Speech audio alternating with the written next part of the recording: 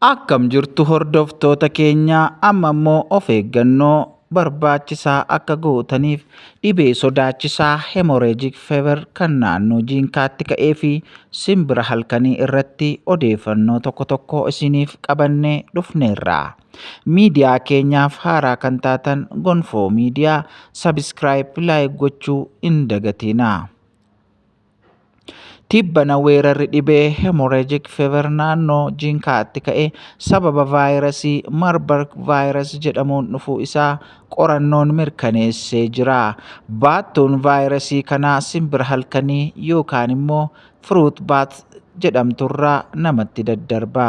Simbirri halkanii kun akka soorataatti fuduraaleef abaaboos ni fayyadamti. Dhangala'aan simbira kana keessaa bahu kan akka fincaan, gororaa fi dhangala'aan biroon qaama ishii keessaa bahu yoo qaama tuqee vaayirasiin kunis namatti daddarba. Vaayirasiin kun yoo nama qabu carraan lubbuu namaa dabarsuu isaa baay'ees olaanaadha. Hanga parsantii 88 gahuus ni danda'a.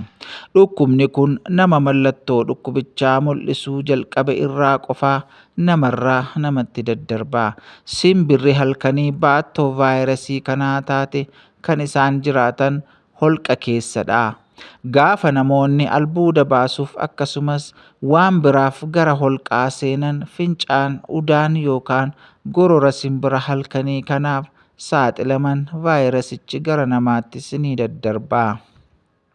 Vaayirasiin kun nama dhibee kanaan qabame mallattoo agarsiisu waliin tuttuqqii qaamaa fi dhangala'oo qaamaa kanneen akka dhiiga, gororaa fi fincaan, sanyii dhiiraa yookaan ispermii, furrii, imimmaan, dafqa balaqqamaa fi kanneen biroo isaan keessaa bahuuf saaxilame dhibee kanaaf ni saaxilama.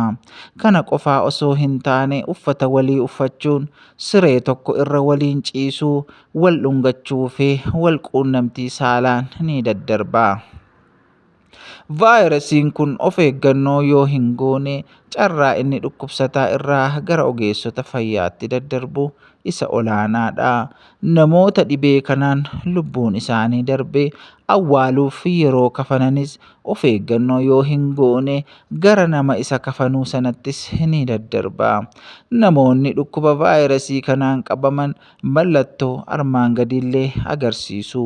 Dhaqna gubaa yookaan qaama gubaa, dadhabbii garmalee, dhukkubbii maashaa fi buusaa, mataa dhukkubbii, teessisaa yookaan garaa kaasaa, ol guura yookaan balaqqamni mallattoolee inni namarratti mul'isudha. Yoo dhibeen kun daran hammaachaa deeme dabalataan mallattoo akka dhiiguu qaamaa karaa funyaanii, afaanii, erga ilkaanii, gogaa jala, ija, karaa qaama saalaa fi qaamota keessaa, garmalee gadi bu'uu, dhiibbaa dhiigaa, dadhabuu kalee fi tiruu fi qaamota ijoo biroo kan kana fakkaatanidha. Of wallaaluufaas ni agarsiisa. Kanaaf of eeggannoo akkamii gochuu qabna isa jedhu immoo mee waliin haa ilaallu. Nama dhibee kanaan qabame yookaan mallattoo agarsiise waliin tuttuqqii qaamaa gochuu dhiisuu qabna. Yeroo nama dhibee kanaan qabame yaalan yookaan kunuunsan golgaa harkaa fi meeshaalee addaa dhimma kanaaf hojiirra oolan yookaan personal protective equipment fayyadamuutii qabna. Nama dhibee kanaan shakkame hatattamaan gara mana yaalaa geessuu akkasumas immoo harka keenya saamunaa fi bishaaniin qulqulleeffachuu yookaan sanitaayizarii fayyadamuu qabna. Egaa hordoftoota keenya fayyaa hin dhabinaa. Waaqayyo dhibee balaafamaa kana isinitti hin fidiin, maatii keessanitti hin fidiin, akkasumallee biyya keenyarraa dhibeen kun haa rukutamu jenna. Waaqayyo bara keessana eebbisu. Viidiyoon kun namoota bira akka qaqqabuuf sheerii waliif godhaa. Namoonni sabiskiraayib hin goone ammallee sabiskiraayib godhaa isiniin jenna. Waaqayyo baraaf jireenya keessan haa eebbisu. Eebbifamaa.